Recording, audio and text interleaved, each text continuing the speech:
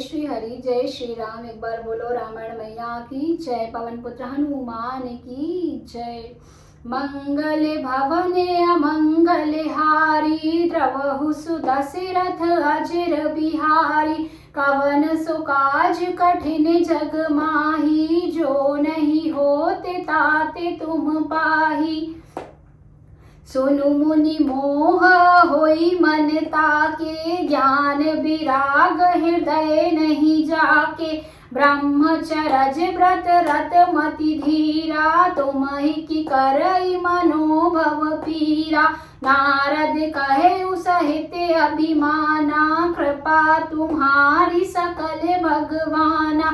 करुणा निधि मन दीख बिचारी, और अंकर गर्भ तरु भारी। बेगी सो मैं डारे हूँ उखारी, पने हमारे सेवक हितकारी। मुनि कर हित मम कौतुक होई, अवसि उपाय कर अभी मैं सोई।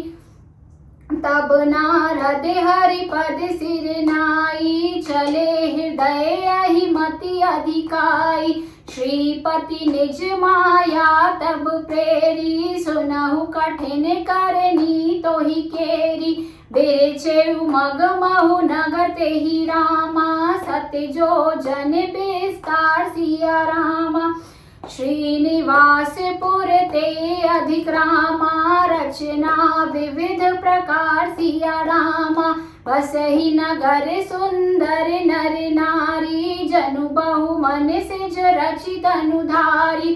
तेहि पुर बसई शील निधि राजा, अगणित है गए सेन समाजा। सत सुरेश सम विभव बिलासा, रूप तेज बल नीति निवासा।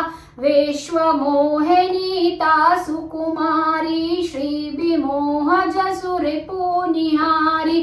सोई हरि माया सब गुण खानी, शोभा सुखी जाई बखानी। करई स्वयंवर सो नृप बाला, आए तहाँ अगणित महिपाला।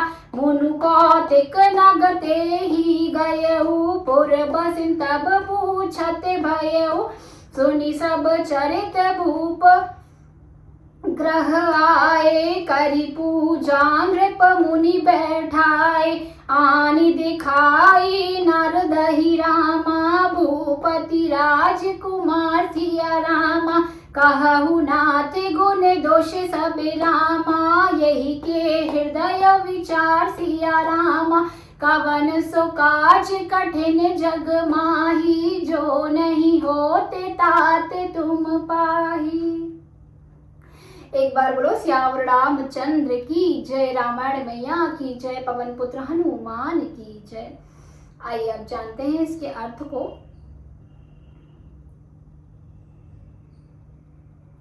हे मुनि सुनिए, मोह तो उसके मन में होता है जिसके हृदय में ज्ञान वैराग्य नहीं है। आप तो ब्रह्मचर्य व्रत में तत्पर और बड़े धीर बुद्धि हैं, भला कहीं आपको भी कामदेव सता सकता है। नारद जी ने अभिमान के साथ कहा, भगवान यह सब आपकी कृपा है। करुणा निधान भगवान ने मन में विचार कर देखा कि इनके मन में गर्व के भारी वृक्ष का अंकुर पैदा हो गया है, अर्थात नारद मुनि को अभिमान हो गया है। मैं उसे तुरंत ही उखाड़ फेंकूंगा, क्योंकि सेवकों का हित करना हमारा प्रण है। मैं अवश्य ही वह उपाय करूंगा जिससे मुनि का कल्याण और मेरा खेल हो। तब नारद जी भगवान के चरणों में सिर नवाकर चले। उनके हृदय में अभिमान और भी बढ़ गया। तब लक्ष्मीपति भगवान ने अपनी माया को प्रेरित किया। अब उसकी कठिन करनी सुनो। उस हरि माया ने रास्ते में 100 योजन अर्थात 400 कोस का एक नगर रचा।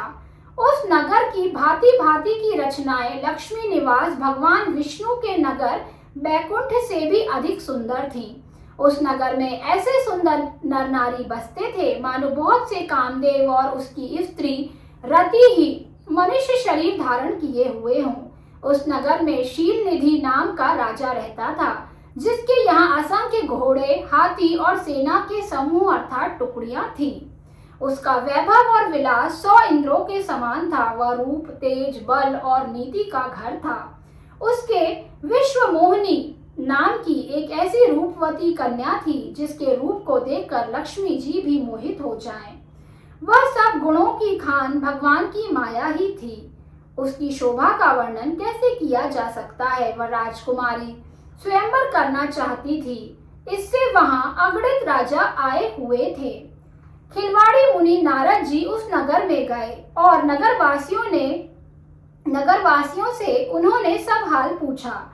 सब समाचार सुनकर वे राजा के महल में आए। राजा ने पूजा करके मुनि को आसन पर बैठाया। फिर राजा ने राजकुमारी को लाकर नारद जी को दिखाया और पूछा कि हे नाथ, आप अपने हृदय में विचार कर इसके सब गुण दोष कहिए। एक बार बोलो सियावर रामचंद्र की जय। रामायण मैया की जय। पवन पुत्र हनुमान की जय। वृंदावन कृष्ण चंद्र की जय। बोलो रे भाई सब संतों की जय। नमः पार्वती पते हर हर महादेव। एक बार आप सभी लोग जोर से बोलेंगे जय श्री राम, जय श्री राम, जय जय श्री राम।